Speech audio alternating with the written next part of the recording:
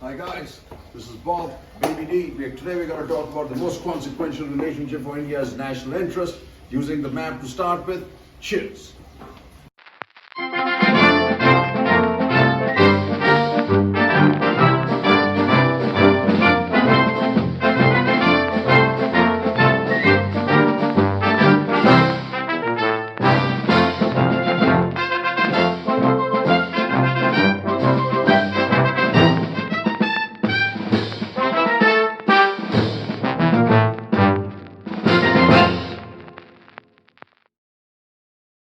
So when we talk about the most consequential relationship, you got to understand, right? India has this big border here against China. China continues to be India's biggest challenge and threat. Let's face that. And maybe now it's China and Pakistan combined. One thing you got to understand, right?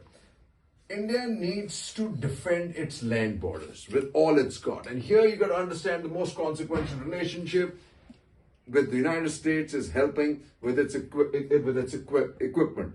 May it be the BAE 777 howitzers now up in the eastern Himalayas, or maybe it the heavy lift aircraft, whether it's the CJ-160, the Hercules, or the Globemaster, or the Apache aircraft, or the P-81, right? But if it wants to have offensive capability,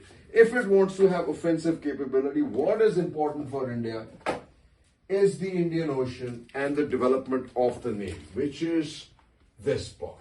This is the most sensitive part for China because all of its exports and imports go through these channels. Hence, it becomes critical for India now to spend adequate amounts on defense on there, but just to have a checkmate, to have the ability to strike and counter-strike against China without wasting money on offensive capability and equipment. What it needs is offensive capability here. This is what really threatens China because that's the reason why it's going after ports in Myanmar, ports in Sri Lanka and Djibouti, right? And here is what becomes important. Developing Great Nicobar. Strategic imperative. It may be some ecological concerns, he says, and why? Indira Point on the southern tip of Great Nicobar Island is India's southernmost point, less than 150 kilometers from the northernmost island of Indonesian archipelago. This is the important part. The other one, Great Nicobar is equidistant from Colombo to the southwest and Port Klang and Singapore to the southeast and positioned close to the east-west international shipping corridor through which a very large part of the world trade passes. And that, my friends, is the reason why we need to invest in the Navy and have a partnership with other navies like the United States, Japan, Australia, the United Kingdom, France. Let me just read out some important articles that I've seen and why they all make sense. With an eye on China, Rajnath to review A&N defense infrastructure.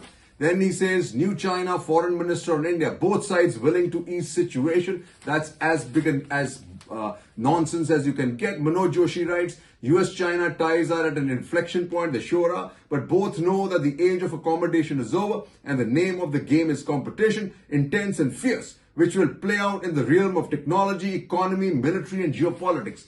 Military and technology. India is a big player.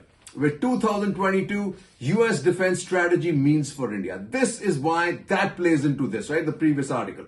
The centerpiece of the NDS is the concept of integrated deterrence, which has drawn some criticism, but has meaningful implications for US-India defense cooperation. Integrated deterrence's theory of success counts on leveraging and synchronizing multiple tools across multiple domains, US government agencies and international partners to deter aggression. That's the important part. Given India's shared priority of deterring Chinese aggression and on its frontier and securing freedom of action on the Indo-Pacific, Washington views New Delhi as a major partner able to assume a leading role and responsibility across multiple domains. Today, US integrated deterrence desires India to be the premier defense force in the region. For example, US strategy and India's own interests require New Delhi to secure sea lines of communication by tracking all commercial and military vessels in the Indian Ocean and to help deter coercion and aggression. The US also counts on India to further contribute to regional deterrence by exercising greater economic power as an investor and trader, a political voice in global institutions, and partner in setting international standards for new technologies. All these capabilities in close collaboration and coordination with like-minded partners, including Quad countries, Japan, Australia, can advance a free and open Indo-Pacific and preserve a stable multipolar international system. Technology collaboration is another NDS pillar. This provides an opening for India, which has long sought high technology defense partnership with the US to complement the highly integrated US-India private sector, folks. That's important. Let's come back to it. The next big step in India's digital story is what's going to make the change, right? What makes India exciting? Prashant Jha. The country's digital public good infra is the envy of the world, but to become a global digital power, India should now focus on standards. India's achievements are real.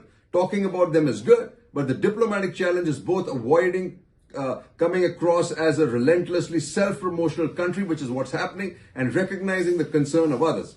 That will truly make India a global digital power in a domain that has the potential to transform lives. And what do we have here? World seeks Indian alternative to Chinese telecom solutions and also a lot of automobile components. India downloads the Apple app, a brand ambassador for Make in India. India's 5G gear to ride on global resistance to China tech solutions. And what do we have here? China is challenging India in the Indian Ocean region, and this is what's important for India, right? That's why I told you the seas are important. On November 21st, the CCP launched the first ever Indian Ocean Region Forum. The latest development indicates Beijing's keenness to institutionalize its influence in the IOR and challenge India's status quo in its backyard.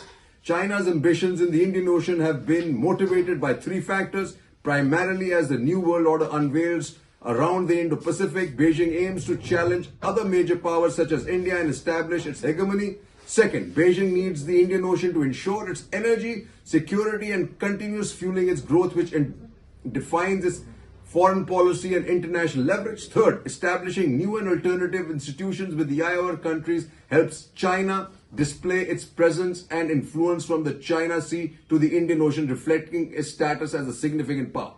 Through these developments, Beijing is signaling that Indian Ocean is no longer India's ocean and South Asia is no longer India's sphere of influence.